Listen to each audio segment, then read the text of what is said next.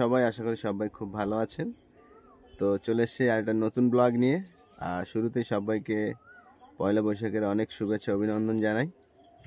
আর সেই সঙ্গে সঙ্গে আগের ব্লগটা যারা দেখেছেন জানেন যে আজকের বড়শি চড়ক। তো সেই বড়শি চড়কে যাচ্ছি। বড়শি চড়কটা খুব আকর্ষণীয় হয়। তো সম্পূর্ণ ব্লগটা দেখুন, তাহলে বুঝতে পারবেন বড়শি চড়কটা কতটা আকর্ষণীয় কী জন্যে হয়। যে একটা বড়শিতে একটা মানুষকে ঝুলানো হয়, কিভাবে সেই মানুষটা ঝোলে সবই দেখতে পাবেন। তো চলুন যাই বড়শি চড়কের ওইখানে।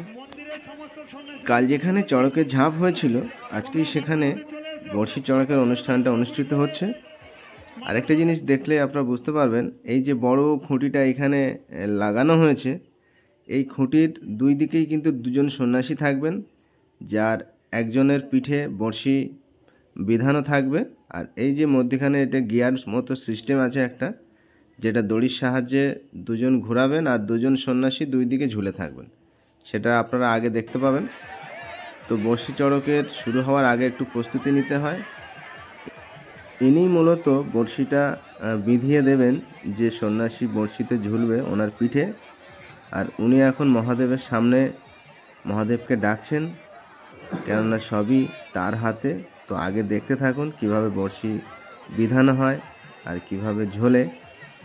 তো আমি বেশি কথা বলবো না, দেখতে থাকুন, আগে সম্পূর্ণটা বুঝতে পারবেন।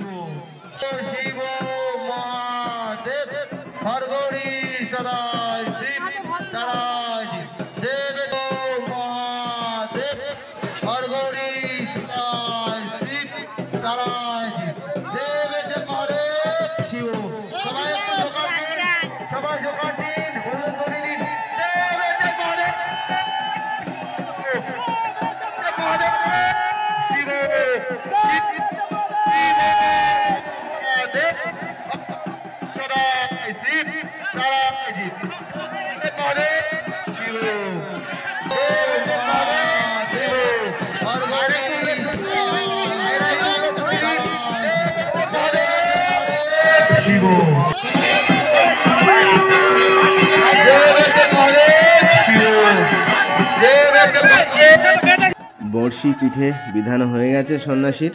তো এইবারে চড়ক, বড়শি চড়কের যে মূল ঘোরার যে দৃশ্যটা এবার শুরু হবে। একদম স্কিপ করবেন না, তাহলে কিন্তু মিস হয়ে যেতে পারে। বড়শির সঙ্গে যে দড়িটা আছে, সেই দড়িটাকে যে ঘোরানো হবে, যে দড়িটা, সেই দড়ির সঙ্গে বেঁধে দেওয়া হচ্ছে। দেওয়ার পরে মূল যে ঘোরানোর দৃশ্যটা সেটা শুরু হবে। তো দেখতে থাকুন।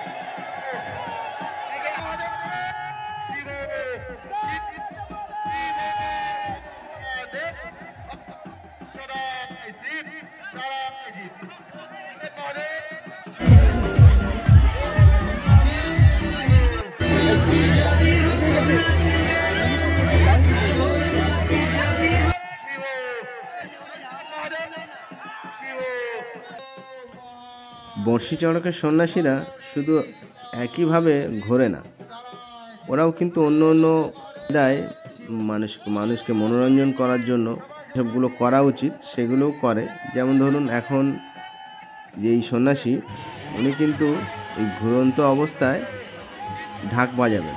দেখছেন সেই ঢাকটা ওনার হাতে দিয়ে দিয়েছে। এবার উনি ঘুরবেন আর ঢাক বাজাবেন। আর এই ঝুলন্ত অবস্থায় পিঠে যে একটা টান পড়ে চামড়ায়, তারপরেও উনি ঢাক বাজাতে পারেন। মানে কতটা ট্যালেন্টেড সেটা অবশ্যই দেখে অপেক্ষা রাখে না বোঝার। আবার দেখছেন ঢাকের পরে একটা গোটা আস্ত টেবিল তুলে নিয়েছে তার দাঁত দিয়ে। সেই দাঁত দিয়ে তার টেবিলটাকে ধরে রেখেছে এবং সমানভাবে ঘুরছে।